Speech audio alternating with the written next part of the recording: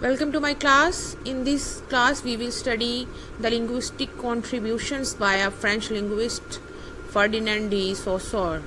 So, Ferdinand de Saussure, as you know, was a structuralist and he had his basic contributions in the field of linguistics, and he is also impacting the modern linguistics. So, let's study the concepts he gave. One of the basic concepts, for example, he gave the concept of structuralism, how language has a structure and how we have to focus on the structure. So, due to his theories on the structure of language, the Swiss linguist Ferdinand de Saussure is often known as the founder of modern linguistics. इनकी बहुत एक मशहूर book है a course in general linguistics. इसी तरह इनकी सोसोर्स linguistics, structuralism, phenomenology, ये इन पे बुक्स लिखी भी गई हैं. He is so much famous. और स्ट्रक्चरलिज्म ऑफ फर्डिनेंड डी सोसर, बहुत सारी बुक्स इन पे लिखी गई हैं. So you can have idea how he is impacting modern linguistics. So first concept that we will study is the sign. He gave the concept of sign. What is sign? Sign is the combination of two things. One is our perception and second is the sound system. Like हम कोई word बोलते हैं, हमारे mind में वो word बोलते हुए जो माइंड में इमेज बनता है और उस वर्ड को जब कंबाइन करते हैं तो दैट इज साइन. इसको हम मज़ीद पढ़ते हैं. It is our perception or how we view this thing together with the sound system of our language that creates the two-part mental linguistic unit he referred as sign. अब यहाँ पे हम sign की एग्जांपल देखेंगे तो जो moon है word हमारे जब हम बोलते हैं तो मून में जो फिजिकली एग्जिस्टेंस है मून की दैट इज सिग्निफायर, और सिग्निफाइड जो है जो हमारे माइंड में मेंटल इमेज बनता है. तो इनको दोनों को जब मिला दें तो हमारे पास बन जाता है साइन. सिग्निफायर और सिग्निफाइड को मजीद स्टडी करते हैं. For Saussure the signified and signifier are purely psychological, यानी ये फिनोमिना जब हम किसी वर्ड को सुनते हैं और हमारे माइंड में इमेज बनता है, ये साइकोलॉजिकल फिनोमिना ऑफ कोर्स. और इन्होंने बताया हुआ है कि लुइस जो हैं, जो कि मॉडर्न लिंग्विस्ट हैं, द सिग्निफायर को ऐसे वो इंटरप्रेट करते हैं, डिफाइन करते हैं एज द मटीरियल फॉर्म. अब मटेरियल फॉर्म कौन सी होती है? जिसको टच कर सकते हैं, सुन सकते हैं, स्मेल कर सकते हैं, टेस्ट कर सकते हैं. जबकि सिग्निफाइड जो है that is the mental concept. अब इसको एग्जांपल स्टडी करते हैं. जैसे हमने पीछे मून की एक और एग्जांपल करते हैं. आप लिखते हैं वर्ड ट्री. ये ट्री वर्ड जो रिटन फॉर्म में है और जो साउंड आप इसकी बोल रहे हैं दैट इज सिग्निफायर. जबकि ट्री वर्ड पढ़ के आपके माइंड में जो इमेज बन रहा है ट्री का that is signified. And what is sign? Sign is the combination of signifier and signified. Next concept that Ferdinand de Saussure gave was langue and parole. So, what is langue? Langue is the system of language. What is system of language? It is all possible rules that are used to make up language. For example, we have subject, we have verb, we have object in the active voice, that is langue. And what is parole? Parole is how these rules are put into action. उन rules को हम कैसे use करते हैं, that is same idea is studied as syntagmatic and paradigmatic by Noam Chomsky.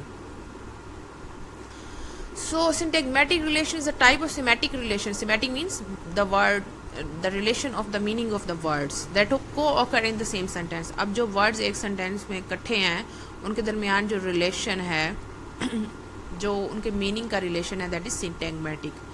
पैराडिग्मेटिक क्या है? Relation of grammatic between two words और words that can be substituted, यानी वो वर्ड्स जिनको सब्सटीट्यूट किया जाए, सब्सटीट्यूट एक की जगह दूसरी जगह यूज़ कर दिया जाए. वही हमने लैंग और पैरोल में पढ़ा है. एग्जाम्पल देखते हैं. अब द मैन क्राइड. अब सिंटैग्मेटिक इसमें क्या है? एक द मैन सब्जेक्ट है, मैन के साथ एक आर्टिकल लगा हुआ है, आगे है जी वर्ब क्राइड. अब ये बेसिक स्ट्रक्चर एक बंदे को पता लग गया कि जी सेंटेंस ऐसे बनाना है, पहले जी सब्जेक्ट आना है, फिर वर्ब आना है, और अगर ऑब्जेक्ट हो तो वो बाद में लगा देना.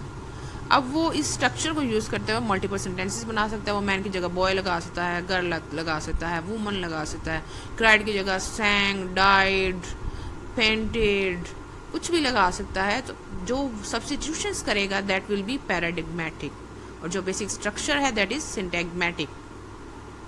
इसी तरह मजीद एग्जाम्पल देखते हैं, द रिडिकुलस गर्ल। अब यहाँ पे उसको पता लग गया, the ridiculous girl fail into the pond. पता लग गया कि पहले सब्जेक्ट आएगा, फिर वर्ब आया है, फिर ऑब्जेक्ट आया है। अब इस सेंटेंस बेसिक स्ट्रक्चर को यूज़ करते हैं, वो रिडिकुलस की जगह सिली, फुलिश, फनी, क्रेजी कोई भी वर्ड लगा सकता है। गर्ल को भी सब्स्टिट्यूट कर सकता है, फेल को, वर्ब को भी सब्स्टिट्यूट किया जा सकता है। इसी तरह इनटू को भी हम सब्स्टिट्यूट कर सकते हैं, ऑन, एट, ओवर, बिलो, और ऑब्जेक्ट ऑब्वियसली सब्स्टिट्यूट हो सकता है। सो दैट सब्स्टिट्यूशन जब स्टडी करेंगे that will be paradigmatic. When we will study the basic structure of the sentence that will be syntagmatic. So next concept that was given by Ferdinand de Saussure was synchrony and diachrony. What is synchrony? Synchrony is the study of language at a specific point. 1990 के अंदर language के अंदर क्या changes हुए, that is synchrony. But diachrony is an approach that considers the development evolution of a language through history. History में क्या क्या changes हुए हैं, अब 1995 से लेकर 2012 तक कौन से चेंजेस आए हैं, दैट विल बी डायक्रॉनी। सो जो हिस्टोरिकल, जाहिर है अब हिस्ट्री हमने चेंज पढ़नी है और एवोल्यूशन पढ़ना है, तो that will be historical linguistics, it will be related to historical linguistics. इसको हम आगे पढ़ते हैं। फॉर एग्जांपल सिंक्रोनिक जो लिंग्विस्टिक्स है वो स्ट्रक्चर किसी लैंग्वेज का पढ़ती है और लैंग्वेज को स्टैटिक समझती है, ठीक है, एट अ गिवन पॉइंट, यानी उसने सिर्फ उस पॉइंट पे स्टडी करना है, आगे पीछे जो भी लैंग्वेज में होता रहे उसको उसने नहीं छेड़ना है। जबकि डायक्रॉनी जो है वो हिस्ट्री के डिफरेंट पीरियड्स में लैंग्वेज में क्या क्या हुआ है वो स्टडी करेगा। ओके, अब जो सिंक्रोनिक लिंग्विस्टिक्स है that will focus on the history of language and language evolution, while Synchrony focus नहीं करता हिस्ट्री पे, जबकि डायक्रॉनी है that focuses on the history. Synchronic में हम ग्रामर पढ़ते हैं, क्लासिफिकेशन पढ़ते हैं, वर्ड्स की अरेंजमेंट पढ़ते हैं, लैंग्वेज में किसी स्पेसिफिक लैंग्वेज का जो है स्ट्रक्चर पढ़ते हैं। जबकि कंपैरेटिव लिंग्विस्टिक्स में हम एटमोलॉजी पढ़ते हैं, वर्ड्स फॉर्मेशन और वर्ड कैसे एक लैंग्वेज का दूसरे पे क्या इम्पैक्ट पड़ा, कौन सी साउंड चेंज हुई विद द ड्यूरेशन, कौन सी जो है लैंग्वेज के अंदर वेरिएशंस आई वो पढ़ते हैं, ठीक है। So that was all about today's lecture. I hope you had a clear idea about the contributions of Ferdinand de Saussure. If you have any question you can ask in the comment box.